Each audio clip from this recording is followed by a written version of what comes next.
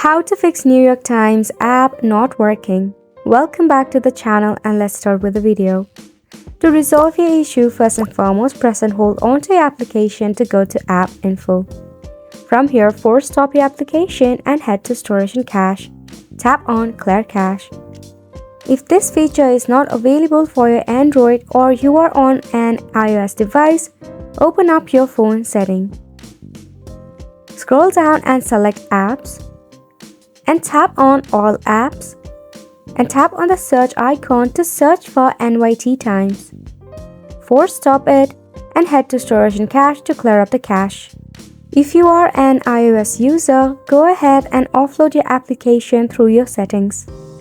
Now moving on to the next step, you have to go ahead and open up your Play Store or App Store. Tap on the search bar and search for NYT or NYTimes.